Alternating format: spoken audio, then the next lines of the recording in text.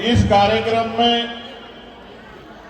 मेरे साथ चल के आए डॉक्टर ब्रजपाल जी, भाई विनयतन सिंह जी, भाई नीटू जी, प्रभात जी, हमारी पार्टी संगठन के सभी साथी। यहाँ दोनों तरफ मंचों पे इतनी बड़ी हमारे संतों की उपस्थिति इस बात का एहसास कराती है कि गुरु महाराज के रास्ते पे उनके विचार को, उनके मूल्यों को, उनकी बात को प्रचार करने वाली बहुत सारी महान हस्तियां हमारे बीच उपस्थित हैं, जो जगह जगह पर अपने आश्रमों के जरिए सदगुरु रविदास जी महाराज की, सदगुरु ज्ञान भिक्षुदास महाराज की, अखंड ज्योति सदगुरु समनदास महाराज जी की वचनों को, विचारों को घर घर तक पहुंचाने का काम कर रहे हैं। और यहाँ इस गुरुगद्दी पे आचार्य कंवरपाल ब्रह्मचारी जी, जिन्होंने संकल्प लिया है समाज को सही रास्ते पे ले जाने का, मैं उनका भी आभार प्रकट करता हूं, क्योंकि मैं यहाँ पहली बार आया हूं और इतनी संगत देख के मेरे मन में उत्साह और विश्वास हो गया है कि गुरुजी का सपना वो दिन ज्यादा दूर नहीं जब गुरुजी का सपना पूरा होगा और इस देश में बेगमपुरा राज आएगी। वो दिन अब ज्यादा दूर नहीं, इस बात को मैं स्वीकार भी करता हूं और महसूस भी करता हूं।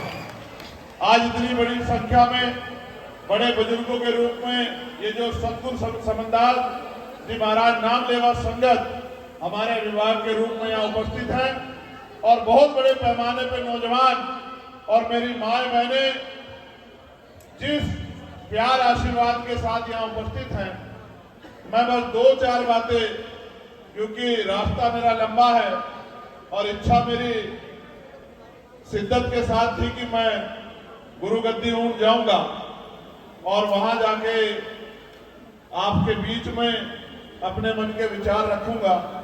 सतगुरु जी की दया से मौका मुझे मिला है, तो मैं चंद बातें आपके सामने रखना चाहता हूं। टीवी, मोबाइल फोन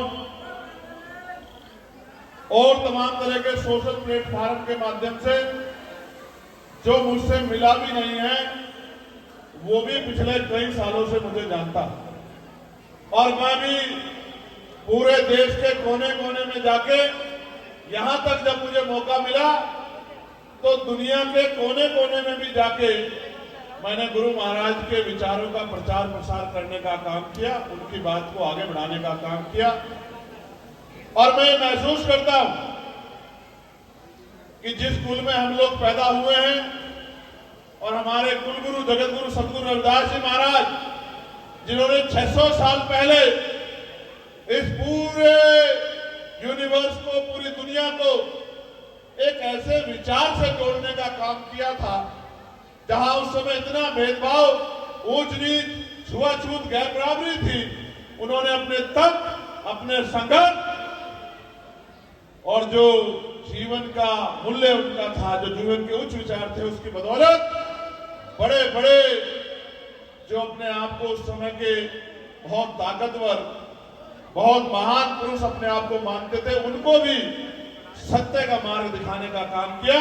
हम उस कुल में पैदा हुए, हमें अपने ऊपर गर्व होना चाहिए, हमें अपने अंदर हिम्मत पैदा रखनी चाहिए।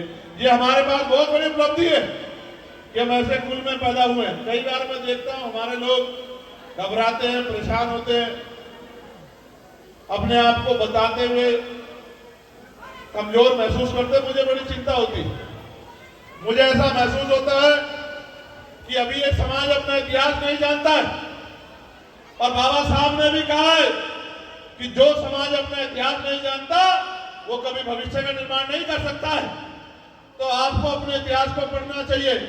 जब आप सत्संग में आए हैं और सत्संग में मंच के माध्यम से अगर आपको मर्यादा पर टोका जा रहा है, तो ये बहुत बड़ा प्रश्न चिन्ह है उन गुरु भाइयों के लिए जो मर्यादा का पालन नहीं कर रहे। ये बहुत बड़ा प्रश्न चिन्ह है। अगर एक बार मंच से कोई आदेश हो गया तो मैं हूं या आप लोग, सबकी जिम्मेदारी है कि उसका पालन करें, जैसे आप लोग पालन नहीं कर रहे। ये सब, ये चाहे कितने बड़े क्यों ना हो, आप दुनिया में कितना बड़ा मानना रखते हो, जब आप गुरु गद्दी पे आ गए हो और गुरु गद्दी पे नतमस्तक हो गए, तो ये यहां गुरु गद्दी बड़ी है। हम सब लोग छोटे, इस गुरु गद्दी के वचनों का पालन करना हमारी जिम्मेदारी। और जब हमने शपथ ली है, हम गुरु भाई हो गए हैं, तो फिर हमारी ये जिम्मेदारी है कि हमारे सत्संग पे, हमारी मर्यादा पे कोई सवाल ना खड़ा। जब यहां से कहा जा रहा था तो मुझे पीड़ा हो रही थी कि क्यों हमारे लोग नहीं मानते, तो मैं समझता हूं, और मेरे मन में बात आई थी कि जिनके मन में अलग अलग विचार है या जो कोई किसी और लक्ष्य से यहां आए हैं, उनको मर्यादा से कोई लेना देना नहीं। मेरी बात पे गौर करना। जैसे मेला लगता है, कुछ लोग वहां घूमने जाते हैं, कुछ लोग कुछ खरीदने जाते हैं, कुछ लोग कुछ खाने जाते हैं। उनका यही इंटरेस्ट मेले में होता है, उनको पता है मेले में यही होगा। लेकिन जब हम सत्संग में जाते हैं तो ना हम घूमने जाते हैं, ना हम कुछ खाने जाते हैं, ना हम कुछ खरीदने जाते हैं, हम कुछ लेने जाते हैं, और वो है संतों के विचार और गुरु जी की वाणियां, जो हमारे जीवन में बहुत बड़ा बदलाव करती है। मैं आज आपको इस मंच से खड़ा होकर कह रहा हूं, जो अखंड ज्योति सतगुरु समनदास जी महाराज के रास्ते पे चलेगा, उनकी नाम लेवा संगत का हिस्सा बनेगा। उसकी जिंदगी में कितनी मुसीबतें कोई पैदा कर दे, वो रुकने वाला नहीं। मेरी बात को आप याद बोलो चंद्रदास महाराज की, मैं कह रहा हूं, महाराज की, ये मैं कह रहा हूं, ये मैं कह रहा हूं। कौन? मैं, चंद्रशेखर आजाद। क्यों कह रहा हूं? कहते हैं प्रत्यक्ष को प्रमाण की जरूरत नहीं पड़ती। जेल में था, जहर दे दिया गया, वो जहर भी कुछ नहीं बिगाड़ पाया। जब दिल्ली में गुरु घर का आंदोलन हुआ, आपके यहां से भी बहुत लोग गए होंगे, जानवरों की तरह मारा, पैरों के नखून खींच लिए, दांत तोड़ दिए, रीढ़ की हड्डी में 4 जगह गैप कर दिया, और ये सोच के मर गया, फेंक दिया, तो भी नहीं मरा। फिर गोली चलाई, 4-4 गोली चलाई, आपके सामने की बात है, वो गोली भी कुछ नहीं बिगाड़ पाई, फिर भी आपके बीच जिंदा हूं। जब मैं आपसे कह रहा हूं कि आपको अपने गुरुओं के रास्ते पर चलना चाहिए, तो फिर आपको किसी दूसरे की कहने की जरूरत नहीं। मैं नौजवानों को भी कह रहा हूं, वो बुराइयों को त्यागे, वो गुरुओं के रास्ते पर चले, शपथ ले, और बुरे कामों को त्याग के, उनको बुराई को यही छोड़ के, और सही रास्ते पे लग जाए। वो दिन दूर नहीं है जिस दिन आप लोग, क्योंकि मैं आपकी क्षमता को जानता हूं, आपकी मेहनत को जानता हूं, आप वो हो जो 20-20 घंटे भूखे रह के भी मिशन का काम करते हो, मैं जानता हूं। और बहुत सुविधा नहीं मिलती हमारे संतों को, मैं आपको दिल से बता रहा हूं। हालांकि हमारा कोई संत परेशान होता नहीं, क्योंकि वो गुरु जी के रास्ते पे, गुरु महाराज अपने आप उनकी रक्षा करते हैं, अपने आप व्यवस्था करते हैं। लेकिन समाज की जिम्मेदारी है कि जो संत अपने परिवार को छोड़ के, अपने और तमाम तरह की सुख सुविधाओं को छोड़ के, और समाज को गुरुओं के रास्ते पर दिखाने के लिए निकला है, उस संत की रक्षा, सुरक्षा और उसकी व्यवस्था करना समाज की जिम्मेदारी है। कई बार पीड़ा होती है, हम लोग ऐसी जगह भी जाते हैं जहां हमारा अपमान होता है, जहां हमें बेइज्जत किया जाता है, फिर हम बेइज्जत होकर भी वहां जाना पसंद करते हैं। इस बारे में मैं सोचता हूं कि हमसे अच्छे तो जानवर हैं। अगर जानवर को भी कहीं से बेइज्जत किया जाए, उसके साथ अपमानजनक रवैया किया जाए, वो जानवर भी उधर की तरफ नहीं जाता। उदाहरण करके देख लेना, जिस पालतू जानवर जिसको कुत्ता कहते हैं, उसके आगे से भी अगर 3-4 बार भोजन हटा लोगे तो फिर करते रहना, खाली वो जाएगा नहीं। लेकिन हम इंसान है, हम क्यों नहीं समझ पाते, हमारे ऊपर डिपेंड करता है। मैं 2 बहुत इंपॉर्टेंट बातें जो आपके सामने रखना चाहता हूं। उसकी पहली बात यह है, गुरु महाराज ने कहा था, सत्संगत मिल रही है माधो जैसे मधुमक्खी रहो।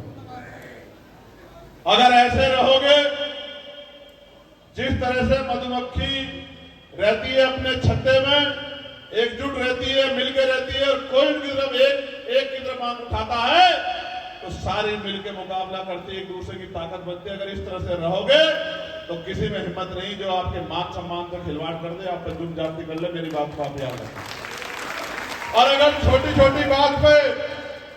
छोटी बात पे एक दूसरे की टांग खींचते रहोगे, एक दूसरे के प्रति मन में गलत भाव रखोगे, तो फिर एक एक करके पिटोगे। इस बात को भी याद रखना, इसमें भी कोई फिर छुड़ाने वाला नहीं। जब हम गुरुमुखी है, भाई कहते हैं, गुरु भाई कहते हैं, तो फिर हमें समझना चाहिए कोई भी छोटी से छोटी और बड़ी से बड़ी चीज हम भाइयों के बीच में दरार नहीं पैदा कर सकती, हम परिवारों के बीच में दरार नहीं पैदा कर सकती। इस बात का भी ध्यान हमें रखना चाहिए। प्यारे भाइयों, 600 साल पहले गुरु महाराज ने कहा, एक संगत में एक सवाल गुरु महाराज जी के सामने आया। गुरु महाराज जी ने उसका जवाब देते कहा, सवाल ये था, संगत से एक व्यक्ति खड़ा हुआ, हम दारिया जी, ब्रजपाल जी बहुत बार चर्चा करते हैं इस बात पे। तो सवाल ये खड़ा हुआ कि गुरु महाराज, हम मेहनत करते हैं, मजदूरी करते हैं, हल चलाते हैं, तमाम तरह की परेशानियां उठाते हैं, फिर भी हमारे जीवन में सुख शांति क्यों नहीं है? बड़े गौर से सुनना, ध्यान इधर ही है ना मेरी तरफ भी। जरा हाथ उठाओ दोनों, नहीं सब लोग उठाओ तभी मैं मानूंगा। अभी बीच के लोग नहीं उठाएंगे तो फिर देख लें। ठीक है। तो गुरु महाराज से संगत में बैठे एक व्यक्ति ने पूछा कि गुरु महाराज, हम इतनी मेहनत करते हैं, इतना परेशानी उठाते हैं, तमाम तरह की कोशिश करते हैं, हमारे जीवन में सुख शांति क्यों नहीं है? तो गुरु महाराज ने कहा, रविदास मानु सुखी बसरनु सुख रहे तो इठाओ, एक सु स्वराज माही दूसर मरगट। इसका मतलब यह है कि सुख शांति का जीवन जीने के दो ही रास्ते हैं। पहला, जीते जी चाहिए स्वराज माही, अपना राज लाओ। जीते जी अगर सुख शांति चाहिए तो अपना राज लाओ, और मरने के बाद मिलेगी शमशान घाट कब्रिस्तान में। अगर जिंदा रहते सुख शांति चाहिए तो अपना राज लाओ, राज होगा तो काज होंगे, राज नहीं होगा तो कोई काज नहीं।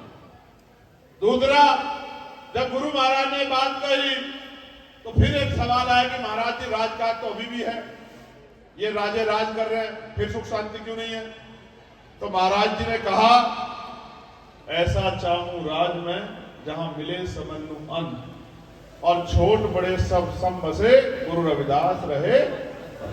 इसका मतलब यह है गुरु भाइयों, गुरु महाराज कहते कि राज ऐसा होना चाहिए जहां कोई ऊंच नीच ना हो, जहां कोई छोटा बड़ा ना हो, जहां कोई भेदभाव ना, किसी को खाने के लिए अन्न की, तन ढकने के लिए कपड़े की, सर ढकने के लिए छत की, पीने के लिए पानी की दिक्कत ना, जहां हर कोई बराबर हो, जहां किसी पे जुल्म जाति ना हो, अत्याचार ना हो, लूटपाट ना हो, किसी की हत्या ना हो, ऐसा राज होना चाहिए। उस राज को उन्होंने नाम दिया बेगमपुरा राज। बेगम का मतलब होता है, जब संधि करेंगे, बे और गम को अलग करेंगे, बेगम यानी कि बिना गम का राज, जहां किसी की जिंदगी में कोई गम। ये बात 600 साल पहले जगत गुरु सतगुरु रविदास जी महाराज कह के चले गए, और जिनके कुल गुरु कह गए, आज उनके हालात देखो कि अगर वो सुबह मजदूरी नहीं करते तो शाम को उनके घर में अच्छी रोटी नहीं आ सकती है, अगर वो बीमार हो जाए तो इलाज के पैसे नहीं है, अगर 2 दिन काम पे ना जाए तो घर में परेशानी हो जाएगी, बच्चों को पढ़ाने के लिए पैसे नहीं है, तमाम तरह की सुख सुविधाएं नहीं है, टूटे फूटे छपरों में किसी तरह से प्लास्टर व्लस्टर करके किस तरह रह रहे हैं, यानी कि जानवरों जैसा जीवन जीने को मजबूर हो रखे हैं। ये उस गुरु के औलादों के हालात है, जिस गुरु ने पूरी दुनिया को अच्छा जीवन जीने का रास्ता दिखाया। मैं तो एक छोटा सा आपके परिवार का गुरु भाई, आज इस गद्दी से, क्योंकि हमारे संतों की इच्छा थी कि मुझे वहां आना चाहिए, मैंने भी आपसे आग्रह किया था कि आप आना। मैं यहाँ मेरे बाद, क्योंकि मुझे दिल्ली जाना है, भाई विनयन सिंह जी डॉक्टर साहब अपनी बात रखेंगे। एक तो मैं ये कह रहा हूँ कि हमारे साथी कहीं ना जाए, मुझे जल्दी से निकलना, नीटू भाई मुझे छोड़ेंगे, बाकी लोग यहीं रहे, कोई पीछा ना करे, कोई भागे दौड़े ना करे, सब आसानी से बैठ रहे। ये मेरा आपको आदेश है। जो लोग मेरे